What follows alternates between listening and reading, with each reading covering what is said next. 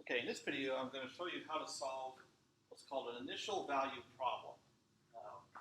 So we're given that the derivative of an unknown function, f of x, is equal to this function right here, 4x squared minus 5e to the x.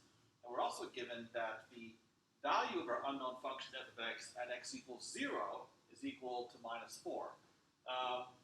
This kind of problem can come up where this is a given velocity and this is a given initial position, and our goal is to find the position function. Now, the function that we're after, f of x, can be described as the indefinite integral. That's what this symbol means. This is the integral sign. The indefinite integral of our f prime of x that's given to us, and then dx indicates we're taking the integral of this function with respect to x. Now, in order to compute the indefinite integral, it's going to have a arbitrary constant in it, which I'll refer to using the letter c, and we have to find the value of c so that this condition is satisfied. Now, in order to compute this indefinite integral of 4x squared minus 5e to the x, we need two integration rules that I've written right here. First, and keep in mind, these are also referred to as anti-differentiation rules. We're reversing differentiation. So a lot of integration rules can be obtained by reversing differentiation rules.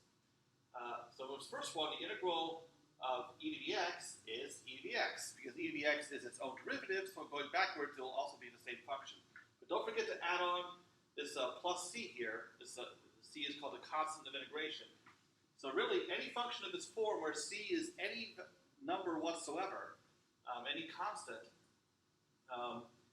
can be an antiderivative or indefinite integral of the e to the x. So we have to include the plus c so that it's in its most general form. Here we have a power rule for integration as opposed to the power rule for differentiation. They're inverses of each other.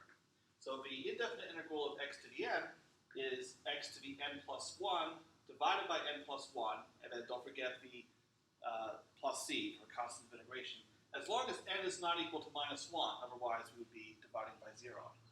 So if you think about how the power rule for derivatives works, what do you do first? You multiply by the exponent, and then you reduce the exponent by 1.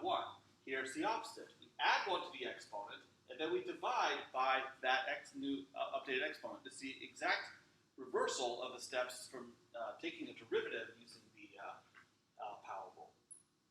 Okay, so I'm going to show you how to apply these two rules to find the indefinite integral of this function right here.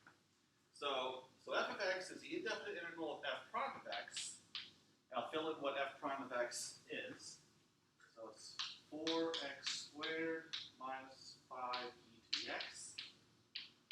Now, taking an indefinite integral, we have linearity. What that means is the integral of a sum or difference is the sum or difference of the integral. So we can break this apart into two separate integrals and evaluate them individually. Also, we can pull constants out. So I can pull out this 4, the constant factors. So we can move constant factors outside the integral. And then we have minus 5 integral of e to the x dx.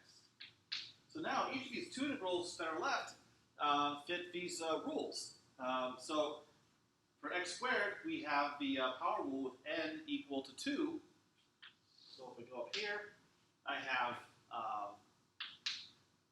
4, and then, so the indefinite integral of x squared is x cubed over 3. So increase the power by 1, then divide by that power after you add 1. So x cubed over 3.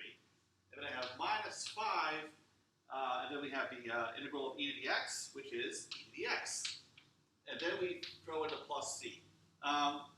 When you have multiple terms, you don't have to add a plus c for each one. You just have to have one in your entire indefinite integral, and then that'll be sufficient.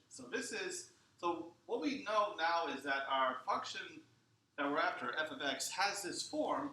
We just have to find the value of c. So this is still unknown. So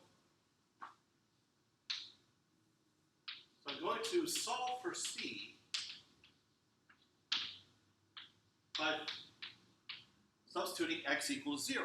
So f of 0 is 4, 0 cubed over 3, minus 5 times e to the 0, plus c, and that has to be equal to minus 4 from my initial condition over there.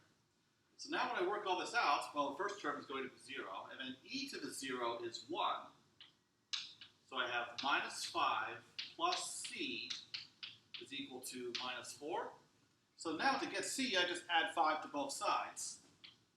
So c is equal to minus 4 plus 5 is equal to 1. Okay. So this is my value of c. So now I can put this back in here and write down my final answer. So f of x is equal to 4x cubed over 3 minus 5e to the x plus 1. So this is my function that satisfies both conditions, that at x equals 0, it's equal to minus 4.